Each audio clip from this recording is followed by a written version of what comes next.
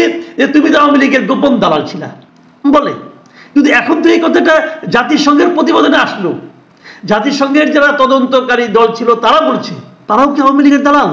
বলাতে অনেকে আমাকে আওয়ামী লীগের দালাল বলেছে, বলতে পারে না, কারণ একটু চক্ষুলজ্জাও তো আছে। কারণ বিগত সময়ে আওয়ামী লীগ যখন সরকার ছিল, যারা এই দেশে থেকে আওয়ামী লীগের সরকারের কর্মকাণ্ডে বিরোধিতা প্রকাশ্যে করেছে, যদি তাদের একটা লম্বা তালিকা করেন, সেই তালিকার শেষ দিকে হলে কিন্তু আমার নামটা ভাই রাখতে হবে। আমি বলেছি, অনেক রিস্ক নিয়েই বলেছি। সরাসরি দালাল বলতে পারে না, কিন্তু একটু ঘুরিয়ে বলে কি যে তুমি তো আওয়ামী লীগের গোপন দালাল ছিলা বলে, কিন্তু এখন তো এই কথাটা জাতিসংঘের প্রতিবেদনে আসলো।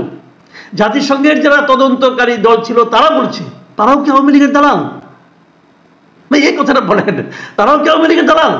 তারা যে চিন্তা থেকে কথাটা বলেছে, সেই একই চিন্তা আমার মধ্যেও আছে। আমি ওই একইভাবে চিন্তা করি যে গণতন্ত্রের মূল বক্তব্য হলো সকলকে তার বক্তব্য নিয়ে জনসাধারণের সামনে আসতে দেওয়া। জনগণ সিদ্ধান্ত নেবে তারা কাকে গ্রহণ করবে, কাকে বর্জন করবে। সে অনেক রাজনৈতিক দল হারিয়ে গেছে, অনেক দল, বড় বড় দল ছিল, হারিয়ে গেছে, খুঁজে পাবেন না। কেন পাবেন না? জনগণ প্রত্যাখ্যান করেছে। সকলকে সমান সুযোগ দিবেন? আওয়ামী লীগকে সমান সুযোগ দিতে পারবেন? যদি না পারেন, কি করে বলবেন যে আপনারা বহুদলীয় গণতন্ত্র কায়েম করতে চান? এখনই কি আওয়ামী লীগ তার রাজনৈতিক কর্মকাণ্ড চালাতে পারছে? লিফলেট বিতরণ করলে তাকে আপনারা অ্যারেস্ট করে ফেলান, এবং এটা আবার সরকারি একজন কর্মচারী, যিনি নাকি প্রধান উপদেষ্টা প্রেস সেক্রেটারি, তিনি বলেন বিতরণ করতে দেওয়া হবে না। বিনয় জিজ্ঞাসা করতে চাই, আপনি তো সচিব পর্যায়ের একজন ব্যক্তি, আমার একটা কথার উত্তর দেন। আপনি তো লিফলেট বিতরণ করতে দেবেন না, লিফলেট বিতরণ করলে গ্রেফতার করবেন। ভাই কোন আইনে করবেন? কোন আইনে আপনি করবেন? কোনো উত্তর দিতে পারবেন না আপনি। বাংলাদেশে কোনো আইন এরকম নেই যে একটা বৈধ রাজনৈতিক দল লিফলেট বিতরণ করলে তাকে অ্যারেস্ট করা যায়। গায়ের জোরে করবেন। গায়ের জোরকে আর যাই বলে, গণতন্ত্র বলে না। যে বাংলাদেশের রাজনীতিতে আওয়ামী লীগকে কি নিষিদ্ধ করা হবে? আওয়ামী লীগকে কি নিষিদ্ধ করা যাবে? আওয়ামী লীগ কি আগামী নির্বাচনে অংশ নিতে পারবে? এই প্রশ্নগুলো খুব গুরুত্বপূর্ণ হয়ে আসছে। নির্বাচন যতই ঘনিয়ে আসতে থাকবে, এই প্রশ্নগুলো বারবার বিভিন্ন ফোরামে, বিভিন্ন অ্যাঙ্গেলে, বিভিন্ন প্রক্রিয়ায় সামনে চলে আসবে। কারা নিষিদ্ধ করতে চান? কেন চান? তারা চান না, কেন চান না? নিষিদ্ধ করার পক্ষে যারা আছে, যারা নিষিদ্ধ করতে চান, হচ্ছে বৈষম্য বিরোধী ছাত্র আন্দোলন নামে যে সংগঠনটা আছে, তাদের যারা নেতৃবৃন্দ, তারা নিষিদ্ধ করতে চান। জাতীয় নাগরিক কমিটি যেটা আছে, তাদেরই একটা ভাতৃপ্রতিম সংগঠন হতে পারে, তারা নিষিদ্ধ করতে চান। এবং তাদের যে প্রতিনিধিরা সরকারের মধ্যে আছেন, তারা নিষিদ্ধ করতে চান। বিএনপির দু একজন নেতা বিচ্ছিন্নভাবে কথা বলেছেন, তারাও বলেছেন আওয়ামী লীগকে নির্বাচন করতে দেওয়া হবে না, এরকম দু একজন বলেছেন, একদম বলেন নেতা না, বলেছেন। কিন্তু বিএনপির কেন্দ্রীয় পর্যায়ের লিডার যারা আছেন, বেশ পলিসি মেকার যারা আছেন, যেমন তারেক রহমান, যেমন মির্জা ফখরুল ইসলাম আলমগীর, ওনাদের মুখে আমি কখনো নিষিদ্ধ করার কথা শুনিনি। তারা বারবার বলেছেন যে বিএনপি একটা Democratic party, liberal Democratic party. BNP এই ডেমোক্রেসি যে নর্মসগুলো আছে সবগুলো মেনে তারা রাজনীতি করতে চায়। ও কিন্তু স্পষ্ট, কারণ এই নর্মসের মধ্যে নিষিদ্ধ করার বিষয়টা নাই। এগুলো আমরা চাই। এবং তারপর কোনো পলিটিক্যাল পার্টিকে নিষিদ্ধ করা হবে কি হবে না, এটা জনগণের ব্যাপার। বিএনপি এটা কেন চায়, এটা তো সবাই জানে যে এই রাজনীতিতে বিএনপির সবচেয়ে বড় প্রতিদ্বন্দ্বী হচ্ছে আওয়ামী লীগ।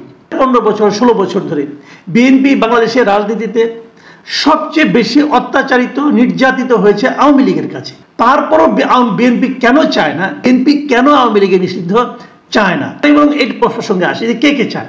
জামাত মাঝে মাঝে চায়, মাঝে মাঝে চায় না। আমি যদি হিসাব করি তাহলে 40% সময় তারা চায় না, বলে এটা আমার কিছু করার নাই, যা হবার হবে। 60% কিন্তু তারা বলে, তাদের নেতারা বলেন যে আমরা এটা নিষিদ্ধ চাই। আর সরকারের আগেই বললাম যে উপদেষ্টাদের মধ্যে মানে 3 জন উপদেষ্টাকে বলতেই শোনা গেছে লীগকে নিষিদ্ধ করতে চায়, আওয়ামী লীগ নির্বাচনে অংশ নিতে পারবে না। এই নিয়ে তারা হুঙ্কারও দিয়েছেন। এর কাছে একটা ইন্টারভিউ আসিফ মাহমুদ সজীব স্পষ্ট বলেছেন আওয়ামী লীগকে নিষিদ্ধ করার জন্য নানা প্রক্রিয়া সরকার শুরু করে দিয়েছে। কিভাবে শুরু করলো আমি জানি না। কয়েক মাস আগে আমরা প্রফেসর ইউনূসকে শুনেছি, উনি বলেছেন, বিভিন্ন ফোরামে বলেছেন, বিভাগে বলেছেন, বিভিন্ন মিডিয়াকে বলেছেন কোনো রাজনৈতিক দলকে নিষিদ্ধ করার কোনো ইচ্ছা তাদের নাই। এটা বলেছেন উনি বলেছেন যে ওনারা কোনো রাজনৈতিক দলকে নিষিদ্ধ করতে চান না। যেমন ধরেন বিভিন্ন দেশের দূতাবাসে যারা নাকি কর্মকর্তা আছেন, পররাষ্ট্র মন্ত্রণালয়ে গেছেন, যে সেখানকার যারা পররাষ্ট্র মন্ত্রণালয়ে যারা পররাষ্ট্র উপদেষ্টা আছেন কথা বলেছেন, সেখান থেকে বের হয়ে যখন সাংবাদিকে তাকে জিজ্ঞাসা করেছে আওয়ামী লীগের নিষিদ্ধ করার সম্পর্কে, স্পষ্ট বলেছেন যে আমরা চাই না, আমরা চাই যে সকল দল নির্বাচনে অংশ নিক। সকল দল অংশ নিয়ে একটা শান্তিপূর্ণভাবে একটা ইলেকশন হোক, এটা তারা বলেছেন। যুক্তরাষ্ট্রের যে মার্কিন পররাষ্ট্র দপ্তর তাদেরকেও প্রশ্ন করা হয়েছে, তারাও একই কথা বলেছেন শুনে তারপরে যারা হয় এবং সবাই যেন নির্বাচনে অংশ নেওয়ার সময় নির্বাচনী প্রচারণায় সমান সুযোগ পান এমন কথাও বলেছেন। তাহলে এই গ্রুপটা কেন তার নিষিদ্ধ চাচ্ছে? শেষ পর্যন্ত তারা নিষিদ্ধ করতে পারবে কিনা? দেখুন, গতকাল যে ওই গাজীপুরের ঘটনায় ছাত্র আন্দোলনে একজন মারা গেল, ওই আকমা মোজাম্মেল হকের বাড়িতে যে এই ঘটনা, সেখানে আবুল কাশেম নামে একজন লোক ছাত্র আন্দোলনের মেম্বার ছিলেন, তিনি মারা যান। মারা যাওয়ার পর ওনার বুধবার দিন রাতে ওনাকে নিয়ে ওনার কফিনটা নিয়ে মিছিল হয়, এর থেকে শাহবাগ পর্যন্ত সেই মিছিলটা আসে, তাদের জানাজা হয় এবং জানাজা হওয়ার আগ মুহূর্তে সেখানে দাঁড়িয়ে কিন্তু এই বৈষম্য বিরোধী ছাত্র আন্দোলন এবং জাতীয় নাগরিক কমিটির নেতারা বক্তব্য দেন এবং সেখানে বক্তব্য দেন হাসনাত আব্দুল্লাহ, তারা সবাই বলেন যে তারা আওয়ামী লীগকে নিষিদ্ধ করেই ছাড়বেন। বক্তব্য হলো শেখ হাসিনা পালিয়ে গেছে, কিন্তু আওয়ামী লীগের দুর্বৃত্তরা দেশে রয়ে গেছে, নানা ধরনের অন্যায় করছে, মানুষকে টর্চার করছে, এগুলো করছে এবং তারই প্রমাণ হলো এই ছেলের মৃত্যু, আবুল কাশেমের মৃত্যু। অতএব আওয়ামী লীগকে নিষিদ্ধ করতে হবে। তো শেষ পর্যন্ত কি হবে?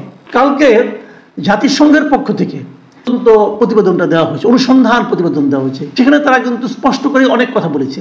শেখ হাসিনা কিভাবে অতিরিক্ত বল প্রয়োগ করেছে, শেখ হাসিনা সরাসরি নির্দেশে কিভাবে মানুষকে খুন করা হয়েছে, শেখ হাসিনাকে তার মন্ত্রীদের কাউকে সরাসরি গণহত্যার দায়ে অভিযুক্ত করা হয়েছে, ডিটেইল ঘটনা কিন্তু সেখানে আছে।